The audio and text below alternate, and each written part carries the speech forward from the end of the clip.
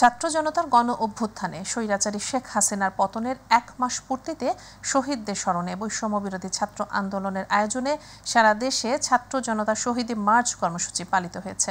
কেন্দ্রীয় কর্মসূচির অংশ হিসেবে বৃহস্পতিবার বিকেল ৩:৩০টায় ঢাকা বিশ্ববিদ্যালয়ের সন্ত্রাস বিরোধী রাজু ভাস্কর্যের সামনে থেকে শহীদী মার্চের পদযাত্রা শুরু করেন শিক্ষার্থীরা।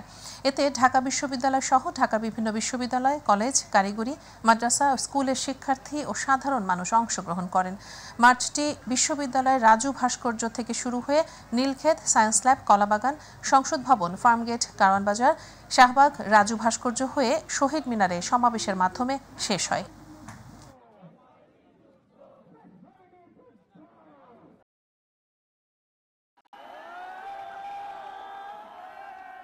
পাঁচই অক্টোবর যাত্রাবাড়ি থানার 2টা থেকে 2:30টার মধ্যে পুলিশ বৃষ্টির মতন গুলি করে আমার ছেলেদের। শুধু আমার ছেলে না, অনেক পথচারী, অনেক আন্দোলনকারী, অনেক ছাত্র, রিক্সাওয়ালা, পাবলিক, অনেক লোক মারা গেছে। জুম্মা দিন করে ভাত খাওয়া দাওয়া করে 19 তারিখে সে আন্দোলনে চলে গেছে। ওখান থেকে আর ফিরে আসতে পারে না। আমার বাবা অনেক কষ্ট করে গুলি খাইছে। আমার এটা কষ্ট লাগে, বাবা গুলি খাইছে কিভাবে, যে এটা কেন তারা মাসা হয়তো কোনো ইয়া করে নিয়েছে, তারা কোনো আন্দোলনে গেছে তাদের তারা বাবুকে গুলি খাইছে। যারা মূলত শহীদ হয়েছে তারা আমার সবাই ছাত্র ভাইরা। আমরা ছাত্র ভাইদের জন্য চাই যে তাদের অনেকাংশে অনেকজন শহীদ হয়েছে, তাদের দ্রুত বিচারের আওতায় আনতে চাই, যারা তাদের এই শহীদ করার পিছনে যারা হাত বড়।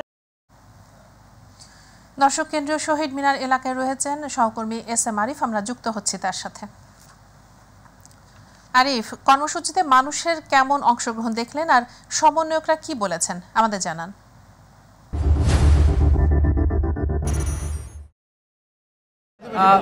ঠিক 3:30টার দিকে এই যে শহীদী মিছিল, যেটা শহীদী মার্চ বলা হয়, সেটি শুরু হয় রাজু ভাস্কর্যের সামনে থেকে এবং সেটি রাজধানীর বিভিন্ন সড়ক প্রদক্ষিণ করে। আমরা দেখেছি ঢাকা বিশ্ববিদ্যালয় হয়ে নিউ মার্কেট থেকে মিরপুর রোড, তারপর ফার্মগেট হয়ে কারওয়ান বাজার হয়ে আবার ঠিক রাজু ভাস্কর্যের পরে এসে এই শহীদ মিনারে কিন্তু শেষ হয়েছে। কিছুক্ষণ আগেই সেই শহীদী মার্চটি শেষ হয়েছে এবং এখানে আসার পর কিন্তু একটি ছোট্ট সমাবেশের মতো হয়েছে এবং সেখানে যারা সমন্বয়করা রয়েছেন, বৈষম্য বিরোধী ছাত্র আন্দোলনে যারা নেতৃত্ব দিয়েছেন সমন্বয়করা, তারা কিন্তু এখানে যারা গণমাধ্যম রয়েছেন তাদের সাথে কথা বলেছেন। এটি শহীদী মার্চ বলা হয়েছে কারণ যেহেতু 5ই আগস্ট আপনি জানেন একটি গণ অভ্যুত্থানের মাধ্যমে কিন্তু আওয়ামী লীগ যে সরকার প্রধান তিনি বাংলাদেশ থেকে পালিয়ে যান এবং তারপর থেকে কিন্তু একটি মাস চলে গেছে এবং সেই একটি মাস চলে গেছে, সেই একটি মাসের কারণেই কিন্তু আসলে আজকে শহীদী মার্চ, যেটি সমন্বয়করা আগেও বলেছেন, এই যে শহীদী মার্চ সেটিকে নামকরণ করা হয়েছে কারণ এই যে জুলাই থেকে আগস্ট পর্যন্ত 36টি দিন যে অভ্যুত্থানটা হয়েছে বা যে আন্দোলনগুলো হয়েছে, সেই আন্দোলনে যে ছাত্র জনতার থেকে শুরু করে সাধারণ মানুষ, আমরা শিশুদেরও দেখেছি, ছোট শিশুদের কিন্তু শিশুরাও নিহত হয়েছেন এই আন্দোলনে, তাদেরকে আসলে উৎসর্গ করেই কিন্তু আজকের এই শহীদী মার্চ যেটি মিছিল সেটি অনুষ্ঠিত হয়েছে। এখানে এসে যারা সমন্বয়করা তারা কিন্তু কথা বলেছেন, তারা একটি কথাই বলেছেন যে এখনও কিন্তু আনন্দের আসলে সুযোগ নেই। অনেকে ভাবতে পারেন এক মাসের যে পার হয়েছে এটা আনন্দ মিছিল হতে পারে, কিন্তু এটা তারা বলতেছেন এটা আনন্দের কোনো সুযোগ নেই। কারণ হলো অনেক ত্যাগের বিনিময়ে কিন্তু এই নতুন যে সূর্য বা বাংলাদেশে যেটি বলা হয় নতুন দিনের যে সূচনা হয়েছে, সেই সূচনাকে আসলে এখনই আসলে তারা আনন্দ মিছিল করতে চান না। যারা শহীদ হয়েছেন তাদের যে নিহত হয়েছেন তাদের যে হত্যার বিচার সেটি যেমন তাদের দাবি আছে, পাশাপাশি এই হত্যাকাণ্ডের পিছনে যারা মদতদাতা তাদেরকে আইনের আওতায় আনার দাবি আছে। পাশাপাশি তারা যে সংস্কারের কথাটা শুরু থেকে বলে আসছেন, যে বৈষম্য বিরোধীর কথা তাদের মুখে সবসময় শুনে এসেছে ছাত্র জনতার মুখে, সেই বৈষম্যের অবসান যারা করবেন তারপরেই কিন্তু আসলে তাদের আনন্দ মিছিলটি করবেন, এরকম কিন্তু এখান থেকে তারা ঘোষণা দিয়েছেন। আবার পাশাপাশি আরেকটি ঘোষণাও দিয়েছেন, তারা আগামীকাল থেকে কিন্তু আসলে জেলায় কিন্তু তারা যাবেন এবং পাশাপাশি যারা সেখানে গিয়ে কিন্তু আসলে যারা সাধারণ মানুষ আছে তাদেরকেও আসলে উজ্জীবিত করবেন, যেন এই যে নতুন সংস্কার হচ্ছে দেশ, এবং বৈষম্য বিরোধী যে তাদের দাবি, সেই দাবিগুলোতে যেন একাত্মতা সব জনগণ থাকে, সেই আশা ব্যক্ত করেছেন তারা এবং সেই প্রত্যাশা ব্যক্ত করে কালকে থেকে কিন্তু বিভিন্ন জেলায় জেলায় যাবেন সেই কথাও তারা এখান থেকে বলেছেন। এবং পাশাপাশি বলেছেন যারা শহীদ হয়েছেন শুধু যে ঢাকায় তা না, পুরো দেশেই কিন্তু অনেকেই এই আন্দোলনে নিহত হয়েছেন, তাদের পরিবারের কাছে যাবেন, সবার সাথে দেখা করবেন এবং যতটা সম্ভব সমবেদনা জানাবেন এবং সেই শহীদদের সমবেদনা জানানোর পাশাপাশি যেটি আগেও বলেছি যে সবাইকে উজ্জীবিত করবেন যেন এক থাকার, যেন কোনো অবৈধ বা অপরাধ শক্তি আবার কোনো মাথাচাড়া দিয়ে না উঠতে পারে, সেটি কিন্তু বারবার বলে আসছেন যে এখনও পর্যন্ত তাদের যে প্রত্যাশা সেটি কিন্তু পূরণ হয়নি। একটি ধাপ তারা পার হয়ে আসছেন এই আন্দোলনের গণ অভ্যুত্থানের মাধ্যমে, কিন্তু পরের ধাপগুলো কিন্তু আরও কঠিন। তারা যেটি বারবার বলছেন যে এটি সময়ের ব্যাপার, সেই সময় যখন আসবে বা তাদের যে প্রত্যাশা যখন পূরণ হবে তখনই আসলে তারা রাজপথ ছাড়বেন, এটি যেমন বলছেন। এবং পাশাপাশি তারা বলছেন যে কোনো সময় তাদের ডাকে যেন যারা জনতা আছে, সাধারণ মানুষ আছে, তারা যেন এক হতে পারেন, সেটিও তারা দাবি জানিয়েছেন। এই যে আপনি যেটি আগেই বলেছি যে আজকে শহীদ মার্চ, যেটি আগেই বলেছে যে এটি আনন্দ মিছিল তারা একদমই বলতে চান না, এটিকে যারা শহীদ হয়েছেন তাদের উৎসর্গ করে কিন্তু এই প্রথম একটি মাস পালন করছেন। এই ছিল আমার কাছে সর্বশেষ। আরিফ, আপনাকে ধন্যবাদ। দর্শক, শহীদ মিনার প্রাঙ্গণ থেকে জানাচ্ছিলেন সহকর্মী হেসাম আরিফ। ছাত্র জনতার রক্ত আর শত শত প্রাণের বিনিময়ে বাংলাদেশে দীর্ঘ প্রায় 16 বছরের স্বৈরাচারী দমবন্ধ এক শাসনের অবসান হয়েছে। গত 5 আগস্ট ছাত্র জনতার গণ অভ্যুত্থানে গুম, খুন, নির্যাতন, দলীয়করণ, দুর্নীতি ও অপশাসনের প্রতীক শেখ হাসিনা প্রধানমন্ত্রী পদ থেকে পদত্যাগ করে ভারতে পালিয়ে যান। শেখ হাসিনার পতন ও ছাত্র জনতার রক্ত ও সংগ্রামে নতুন বাংলাদেশের 1 মাস পূর্ণ হলো আজ। বিস্তারিত দেখুন জুবাইর রহমানের রিপোর্টে। তার মানে কি মুক্তিযোদ্ধার সন্তান নাতিপুতিরা কেউ মেধাবী না? যত রাজাকারের বাচ্চারা নাতিপুতি হলো মেধাবী, তাই না? তখন জুলাইয়ের শুরু সরকারি চাকরিতে কোটা সংস্কারের দাবিতে আন্দোলনরত শিক্ষার্থীদের রাজাকারের সঙ্গে তুলনা করে বক্তব্য দেন সাবেক সরকার প্রধান শেখ হাসিনা। জয়ী হয়েছিল, রাজাকাররা জয়ী হয় নাই। তার এমন মন্তব্যে রাজপথে অভিনব প্রতিবাদ করেন শিক্ষার্থীরা। তখন শিক্ষার্থীদের আবেগ বুঝতে না পেরে উল্টো তাদের ওপর আক্রোশ মেটান আওয়ামী লীগ সরকার ও দলটির শীর্ষ পর্যায়ে। শুধু তাই নয়, তৎকালীন ক্ষমতাসীন আওয়ামী লীগ ও ছাত্রলীগ শিক্ষার্থীদের ওপর হামলা করে, পিটিয়ে রক্তাক্ত করে নারী শিক্ষার্থীদেরও। সেই হামলায় গণবিস্ফোরণের বীজ বপন করে দেয়।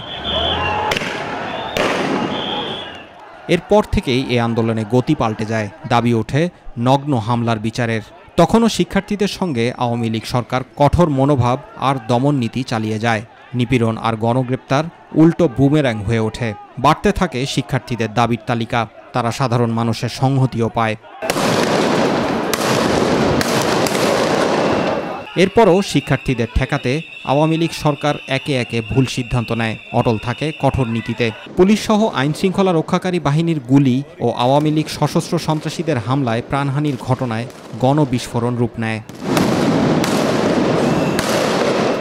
এরপরই অভিনব সব কর্মসূচি দিয়ে বৈষম্য বিরোধী ছাত্র আন্দোলনের ব্যানারে সরকার হটানোর আন্দোলন শুরু করেন শিক্ষার্থীরা। শহীদ মিনার থেকে ঘোষণা করা হয় সরকার পতনের 1 দফা দাবি। শুরু হয় ছাত্র জনতার সর্বাত্মক অসহযোগ। ছাত্র জনতার গণ অভ্যুত্থানে গত 5ই আগস্ট পদত্যাগ করে দেশ ছেড়ে ভারতে চলে যান সাবেক প্রধানমন্ত্রী শেখ হাসিনা। দেশ ছেড়ে পালিয়ে ভারতের রাজধানী নয়াদিল্লিতে অবস্থান করছেন তিনি। শেখ হাসিনা পালিয়ে যাওয়ার পর সেনাবাহিনীর প্রধান জেনারেল ওয়াকারুজ্জামান অন্তর্বর্তী সরকার গঠনের ঘোষণা দেন। ইনশাআল্লাহ আপনাদের যত দাবি আছে সেই দাবিগুলো আমরা পূরণ করব এবং দেশে একটা শান্তি শৃঙ্খলা ফিরিয়ে নিয়ে আসব। এর 3 দিন পর 8ই আগস্ট শান্তিতে নোবেলজয়ী ডক্টর মোহাম্মদ ইউনূসের নেতৃত্বে অন্তর্বর্তী সরকারের উপদেষ্টা পরিষদ শপথ গ্রহণ করেন। বৈষম্য বিরোধী ছাত্র আন্দোলনের 2 সমন্বয়ক নাহিদ ইসলাম ও আসিফ মাহমুদ সজীব ভুইয়া সহ অন্তর্বর্তী সরকারের 17 জন উপদেষ্টা শপথ নেন। উপদেষ্টাদের বিভিন্ন মন্ত্রণালয়ের দায়িত্বে দেওয়ার মধ্য দিয়ে স্বাভাবিক হতে শুরু করে প্রশাসনিক কার্যক্রম। ছাত্র জনতার এই আন্দোলনে শিশু, কিশোর, যুবক, নারী সহ অন্তত 1000 জনের অধিক প্রাণহানি ও কয়েক হাজার মানুষ আহত হয়েছেন। আন্দোলনে আইনশৃঙ্খলা রক্ষাকারী বাহিনীর হামলা, নির্যাতনে এসব হতাহতের ঘটনা ঘটে। হাসিনা সরকারের দমনপীড়নের সামনে রাজপথে বুক চিতিয়ে দাঁড়িয়েছিলেন স্কুল থেকে বিশ্ববিদ্যালয় পড়ুয়া শিক্ষার্থীরাও। তরুণ, যুবা, গৃহিণী, অভিভাবক সবাই স্বৈরাচারের রাহুমুক্ত হতে একজোট হয়েছিলেন রাজপথে। এতে চোখের আলো নিভে গেছে 400 জনের। শরীরে বুলেটের ক্ষত নিয়ে হাসপাতালের বিছানায় কাতরাচ্ছেন শত শত জনতা। শিশু, কিশোর, নারী থেকে শুরু করে বৃদ্ধের শরীর ভেদ করে বেরিয়ে গেছে গুলি। রাজধানী ঢাকাসহ সারা দেশে স্বৈরাচারী শাসক শেখ হাসিনার বিরুদ্ধে ইতোমধ্যে শতাধিক হত্যা মামলা হয়েছে। শেখ হাসিনার পরিবারের অনেক সদস্যের বিরুদ্ধে দুর্নীতির অভিযোগের অনুসন্ধান চলছে। এর মধ্যেই স্বৈরাচারী সরকারের মন্ত্রী, এমপি সহ আইনশৃঙ্খলা রক্ষাকারী বাহিনীর বেশ কয়েকজন ঊর্ধ্বতন কর্মকর্তা গ্রেপ্তার হয়েছেন। রিমান্ডে বেরিয়ে আসছে আওয়ামী লীগ সরকারের সময় ক্ষমতাধর এসব ব্যক্তিদের দমন পীড়ন, লুটপাট, দুর্নীতির চাঞ্চল্যকর তথ্য। এদিকে বিচারের আওতা থেকে বাঁচতে শেখ হাসিনা সরকারের পতনের আগেই আওয়ামী লীগের অনেক মন্ত্রী, এমপি বিদেশে পালিয়ে গেছেন। দেশে থাকা মন্ত্রী, এমপিরাও রয়েছেন আত্মগোপনে। আইনশৃঙ্খলা বাহিনীর অভিযানে দেশের বিভিন্ন জায়গা থেকে গ্রেপ্তার হচ্ছেন তারা। এরই মধ্যে শেখ হাসিনার কূটনৈতিক পাসপোর্ট বাতিল করেছে অন্তর্বর্তী সরকার। এখন আর শেখ হাসিনার কোনো পাসপোর্ট নেই। Zubair Rahman, MyTV news. ছাত্র জনতার গণ অভ্যুত্থানের 1 মাস পূর্তি উপলক্ষে দেশবাসীর উদ্দেশ্যে বার্তা দিয়েছেন অন্তর্বর্তীকালীন সরকারের প্রধান উপদেষ্টা ডক্টর মোহাম্মদ ইউনূস। বার্তায় প্রথমেই বাংলাদেশের দ্বিতীয় স্বাধীনতা অর্জনে মৃত্যুকে আলিঙ্গন করা সাহসী তরুণ, শ্রমিক, দিনমজুর, পেশাজীবীদের স্মরণ করেন তিনি। বলেন, তরুণ বিপ্লবীরা দেশের মানুষের মনে নতুন বাংলাদেশ গড়ার যে স্বপ্ন জাগিয়ে দিয়েছেন তা পূরণে প্রতিজ্ঞাবদ্ধ অন্তর্বর্তীকালীন সরকার। গণ অভ্যুত্থানে শহীদদের আত্মত্যাগে উদ্বুদ্ধ হয়ে ইতিহাসের গতিপথ পরিবর্তন করে এক নতুন যুগের সূচনা করার কথা উল্লেখ করেন বার্তায়। বিদেশে পাচার করা অর্থ ফেরত আনা এবং দুর্নীতিবাজদের শাস্তি নিশ্চিত করার লক্ষ্যে দেশ ও জাতির স্বপ্ন পূরণে কাজ করবে বর্তমান সরকার। আর এতে যে কোনো ধরনের চ্যালেঞ্জ মোকাবেলায় সরকারকে সহযোগিতা করতে সর্বস্তরের মানুষের প্রতি আহ্বান জানান অন্তর্বর্তীকালীন সরকারের প্রধান উপদেষ্টা ডক্টর মোহাম্মদ ইউনূস।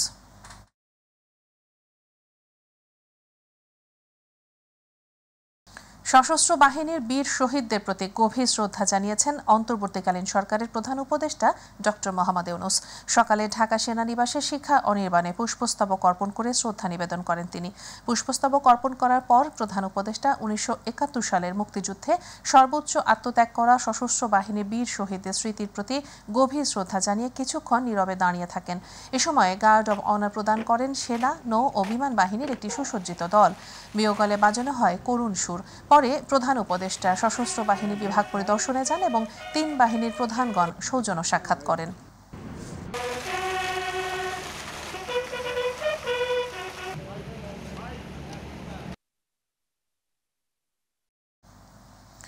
ছাত্র জনতার ব্যাপক বিক্ষোভের মুখে পদত্যাগ করে দেশ ছেড়ে পালিয়ে যাওয়ার পর ভারতে বসে দেশ সম্পর্কে সাবেক প্রধানমন্ত্রী শেখ হাসিনার সাম্প্রতিক রাজনৈতিক বক্তব্য বিবৃতি দেওয়ার সুযোগকে অবন্ধুসুলভ আচরণ বলে বর্ণনা করেছেন বাংলাদেশের অন্তর্বর্তী সরকারের প্রধান উপদেষ্টা অধ্যাপক ডক্টর মোহাম্মদ ইউনূস। বাংলাদেশে তাকে না ফেরত দেওয়া পর্যন্ত হাসিনাকে ভারতে চুপ থাকতে হবে বলেও জানিয়ে দিয়েছেন তিনি। ভারতীয় বার্তা সংস্থা পিটিআইকে দেয়া এক সাক্ষাৎকারে ডক্টর ইউনূস এ মন্তব্য করেন। বৃহস্পতিবার সাক্ষাৎকারটি প্রকাশ করেছে পিটিআই। সাক্ষাৎকারে ডক্টর ইউনূস বলেছেন, হাসিনা সরকারের আমলে হওয়া নৃশংসতার বিরুদ্ধে বাংলাদেশের জনগণের জন্য ন্যায় বিচার নিশ্চিত করতে অন্তর্বর্তী সরকার প্রতিশ্রুতিবদ্ধ এবং ন্যায় বিচারের জন্য তাকে দেশে এনে ফিরিয়ে আনা প্রয়োজন। তিনি জোর দিয়ে বলেন, হাসিনা যে ধরনের নৃশংসতা করেছেন তাকে এখানে এনে সবার সামনে বিচার করতে হবে। ছাত্র জনতার গণ অভ্যুত্থানের মধ্য দিয়ে শেখ হাসিনা সরকারের পতনের পর নির্বাচন কমিশনের দায়িত্ব নেয়ার 2.5 বছরের মাথায় পদত্যাগ করলেন প্রধান নির্বাচন কমিশনার কাজী হাবিবুল আওয়াল সহ অন্যান্য কমিশনাররা। নির্বাচন কমিশন সচিবালয়ে আনুষ্ঠানিক সংবাদ সম্মেলনে নির্বাচন কমিশন সচিবের মাধ্যমে রাষ্ট্রপতির কাছে এই পদত্যাগপত্র জমা দেন তারা। এ সময় সিইসি বিগত নির্বাচন বিতর্কিত ছিল স্বীকার করে ভবিষ্যতে সুষ্ঠু নির্বাচনের স্বার্থে বেশ কিছু পরামর্শ তুলে ধরেন। বিস্তারিত জানাচ্ছেন আবু সাইদ অপু। হুদা কমিশনের বিদায়ের পর সংবিধান অনুযায়ী 5 বছরের জন্য 2022 সালের 26 ফেব্রুয়ারি কাজী হাবিবুল আউয়ালকে প্রধান নির্বাচন কমিশনার করে গঠিত হয় নির্বাচন কমিশন। নির্বাচন কমিশনার হিসেবে নিয়োগ পান অবসরপ্রাপ্ত ব্রিগেডিয়ার জেনারেল আহসান হাবিব খান, সাবেক জেলা ও দায়রা জজ বেগম রাশিদা সুলতানা, সাবেক সিনিয়র সচিব মোহাম্মদ আলমগীর ও সাবেক সিনিয়র সচিব আনিসুর রহমান। ছাত্র জনতার গণ অভ্যুত্থানের মাধ্যমে নতুন যে রাষ্ট্র গঠন হয়েছে সেই রাষ্ট্রে স্বৈরাচারী কোনো সরকারের নির্বাচন কমিশন থাকতে পারবে না বলে দীর্ঘদিন ধরে আন্দোলন চলে আসছিল। এরই ধারাবাহিকতায় বৃহস্পতিবার সংবাদ সম্মেলন করে আনুষ্ঠানিকভাবে পদত্যাগের ঘোষণা দিয়েছে আউয়াল কমিশন। নির্দলীয় তত্ত্বাবধায়ক সরকারের অধীনে অনুষ্ঠিত হলে উদ্দেশ্য অর্জন আরও সুনিশ্চিত হতে পারে। পরিশেষে আপনাদের অবহিত করতে চাই, আমি সহ মাননীয় কমিশনারগণ দেশের পরিবর্তিত বিরাজিত অবস্থায় পদত্যাগ করতে মনস্থির করেছি। আমরা অদ্যই পদত্যাগপত্র মহামান্য রাষ্ট্রপতির সমীপে উপস্থাপনের নিমিত্ত কমিশনের সচিব মহোদয়ের হাতে দেব। পরে সদ্য সাবেক সিসি কথা বলেন ছাত্র জনতার গণ অভ্যুত্থান সহ বিগত নির্বাচন নিয়ে, তুলে ধরেন ভবিষ্যৎ নির্বাচনকে ঘিরে বিদেয়ী কমিশনের ভাবনার কথাও। 2024 সালের 7 জানুয়ারি দ্বাদশ জাতীয় সংসদ নির্বাচন হয়েছে বর্তমান নির্বাচন কমিশনের অধীনে বা ব্যবস্থাপনায়। 44টি নিবন্ধিত দলের মধ্যে 28টি দল নির্বাচনে অংশগ্রহণ করলে প্রধানতম বিরোধী দল বিএনপি ও সমমনা দলগুলো নির্বাচনে অংশগ্রহণ করেনি। এরপর নির্বাচন কমিশনার সহ অন্যান্য নির্বাচন কমিশনাররা পদত্যাগপত্রে সই করেন প্রধান নির্বাচন কমিশনার কাজী হাবিবুল আউয়াল। পরে নির্বাচন কমিশন সচিবালয় ত্যাগ করেন সদ্য বিদেয়ী প্রধান নির্বাচন কমিশন সহ অন্যান্য কমিশনাররা। অবশ্যই তপু, মাই টিভি, ঢাকা। কয়েকটি পণ্যের আমদানি শুল্ক প্রত্যাহার করায় নিত্য পণ্যের দাম কমে আসবে বলে জানিয়েছেন অর্থ উপদেষ্টা ডক্টর সালেহুদ্দিন আহমেদ। সচিবালয়ে সাংবাদিকদের প্রশ্নের জবাবে তিনি জানান, বিদেশে পাচার হওয়া অর্থ ফেরত আনতে এরই মধ্যে টাস্ক ফোর্স গঠন করা হয়েছে। আরও জানাচ্ছেন রাকিব হাসান। গত জুলাই ও আগস্ট মাসে ছাত্র জনতার অভ্যুত্থান এবং এর প্রেক্ষিতে সৃষ্ট পরিস্থিতির কারণে দেশে পণ্য পরিবহন ব্যবস্থায় বিঘ্ন ঘটেছে, যা এখনও পুরোপুরি স্বাভাবিক অবস্থায় ফিরে আসেনি। সার্বিক পরিস্থিতি বিবেচনায় জাতীয় রাজস্ব বোর্ড কর ছাড়ের মাধ্যমে কীটনাশক, আলু ও পেঁয়াজ আমদানি সহজ করে সরবরাহ বাড়ানোর উদ্যোগ গ্রহণ করেছে। কীটনাশক আমদানিতে আমদানি শুল্ক 25% থেকে কমিয়ে 5% করা হয়েছে। তুলে দেয়া হয়েছে সব ধরনের নিয়ন্ত্রণমূলক শুল্ক ও ভ্যাট। আলু আমদানিতে বিদ্যমান 25% আমদানি শুল্ক কমিয়ে 15% নির্ধারণ করা হয়েছে এবং প্রযোজ্য 3% রেগুলেটরি ডিউটি সম্পূর্ণ প্রত্যাহার করা হয়েছে। এছাড়া পেঁয়াজের উপর প্রযোজ্য 5% রেগুলেটরি ডিউটি সম্পূর্ণ প্রত্যাহার করা হয়েছে। সচিবালয়ের সাংবাদিকদের প্রশ্নের জবাবে বিষয়টি নিশ্চিত করেন অর্থ উপদেষ্টা ডক্টর সালেহুদ্দিন আহমেদ। তিনি জানান, খুব শীঘ্রই কমে আসবে জিনিসপত্রের দাম। আলু আর পেঁয়াজের ইসে কমিয়ে দিয়েছি, তারপর ট্যারিফ কমিয়ে দিয়েছি, আর ওগুলি যদি এনশিওর করে বিষয়ে মাছ, মাংস, ডিম, সোলাউদ্দিন কথা বলেছি, আমরা বাজার মনিটর করার কথা বলেছি।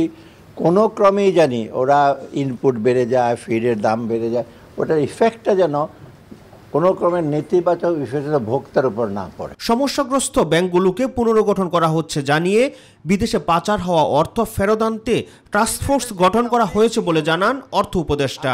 খেলাপি ঋণের ব্যাপারে অ্যাকশন নেওয়া হচ্ছে, যেসব ব্যাংকের প্রবলেম ছিল ওসব ব্যাংকের আপনারা দেখছেন রিঅর্গানাইজ করা হচ্ছে, লিকুইডিটি প্রবলেম ছিল সেগুলি নিয়ে সলভ করছে গভর্নর। তবে আমরা অলরেডি বলে দিচ্ছি এটা টাস্কফোর্স হবে অর্থ আনার জন্য। তারপরে আপনার সংস্কারের ব্যাপারে আমরা কথাবার্তা বলছি, এগুলো একেবারে দৃশ্যমান। এ সময় পোশাক শিল্প খাতে রপ্তানি বাড়াতে সরকারের পক্ষ থেকে সব ধরনের সহায়তার আশ্বাস দেন ডক্টর সালেহুদ্দিন আহমেদ। ব্যাংকের এবং অর্ডারের ব্যাপারে হলে আরও আপনার এক্সপোর্ট আরও বেশি বাড়বে। আমরা বলছি 50 বিলিয়ন, ওর উপরে 100 বিলিয়ন হয়ে যাবে। রাকিব হাসান, মাই টিভি, ঢাকা। মেয়ের আবেদনের প্রেক্ষিতে আত্মগোপনে থেকে প্রয়াত হারিস চৌধুরীর মৃত্যু নিশ্চিতে ডিএনএ টেস্ট করার নির্দেশ দিয়েছেন হাইকোর্ট। পাশাপাশি ডিএনএ টেস্ট, ডেথ সার্টিফিকেট প্রদান ও মুক্তিযোদ্ধার স্বীকৃতি দিতে কেন নির্দেশ দেয়া হবে না তা জানতে চেয়ে রুল জারি করেছেন হাইকোর্ট। বিচারপতি AKM আসাদুজ্জামান ও বিচারপতি মাহবুবুল ইসলামের দ্বৈত বেঞ্চ এ রুল সহ আদেশ দেন। আমেনা হীরা জানাচ্ছেন বিস্তারিত। 111-এর সরকারের সময় আত্মগোপনে চলে যান বিএনপির প্রভাবশালী নেতা ও দলটির তৎকালীন যুগ্ম মহাসচিব হারিস চৌধুরী। কিন্তু বছর দুয়েক আগে গণমাধ্যমে খবর আসে হারিস চৌধুরী দেশেই আত্মগোপনে আছেন। আসেন নাই। 2021 সালের 3রা সেপ্টেম্বর মারা গেছেন হারিস চৌধুরী। তিনি পান্থপথের একটি বাসায় মাহমুদুল হাসান নামে বসবাস করতেন। সাভারের একটি মাদ্রাসার কবরস্থানে মাহমুদুল হাসান নামেই দাফন করা হয় তার মরদেহ। আত্মগোপনে থাকা বাবার মৃত্যুর এমন ধোঁয়াশা কাটাতে হাইকোর্টের দ্বারস্থ হন হারিস চৌধুরীর মেয়ে। সব শুনে পরিচয় নিশ্চিত করতে বৃহস্পতিবার নির্দেশ দেন আদালত। পরে মেয়ে সামিরা গণমাধ্যমে দাবি করেন, বাবার মৃত্যুর পরও জীবিত দেখাতে ব্যস্ত একটি মহল, আর এসব কারণে সামাজিকভাবে প্রশ্নবিদ্ধ করা হয় তার পরিবারকে। স্বৈরাচারী সরকার, ওরা ওদের গোয়েন্দা বিভাগ একটা নাটক রচনা করে আমার বাবার মৃত্যুকে প্রশ্নবিদ্ধ করেছে এবং মিডিয়া একটার পর একটা রিপোর্ট করেছে যে হারিস চৌধুরীর মৃত্যু নিয়ে ধোঁয়াশা কাটছে না, রহস্যময় থেকে গেল হারিস চৌধুরীর মৃত্যু। আমি নিজে একজন আইনজ্ঞ এবং এটা নিয়ে একেবারে কখনোই যেন আর কোনো প্রশ্ন না ওঠে সেটা ডিটারমিন করার জন্য এবং স্বৈরাচারী সরকার যে আমার অধিকার লঙ্ঘন করেছে, আমার বাবার অধিকার লঙ্ঘন করেছে, সেটা রেকটিফাই করার জন্য এই রিটটা অবশ্যই আইনগতভাবে দরকার ছিল। এ সময় আইনজীবী ব্যারিস্টার মাহাদিন চৌধুরী বলেন, হারিস চৌধুরী একজন বীর মুক্তিযোদ্ধা, তাই যথাযথ পরিচয়ে প্রাপ্য সম্মান দিয়ে তাকে দাফন করা উচিত। একজন মুক্তিযোদ্ধা হিসেবে ওনার যে প্রাপ্য সম্মানটুকু ছিল সেটিও দেয় নাই। পরবর্তীতে আমরা, ওনার মেয়ে এখানে আছেন ব্যারিস্টার সামিরা তানজিন, আমরা আজকে একটা রিট পিটিশন মুভ করি। রিট পিটিশনে আমাদের চাহিদা ছিল যে ওনার রিমেইনিং যা আছে ওই সাভারের মাদ্রাসা প্রাঙ্গণে সেটা তুলে এনে ডিএনএ টেস্ট করে ওনার প্রকৃত পরিচয়টা ডিটারমাইন করে ওনাকে যাতে ওনার শেষ ইচ্ছা অনুযায়ী প্রাপ্য সম্মান সহ একজন মুক্তিযোদ্ধার প্রাপ্য সম্মান সহ ওনার বাড়িতে দাফন করা হয়। আমেনা হীরা, মাই টিভি। দর্শক, এই ছিল এখনকার সংবাদে। পরে সংবাদ দেখার আমন্ত্রণ। আল্লাহ হাফেজ।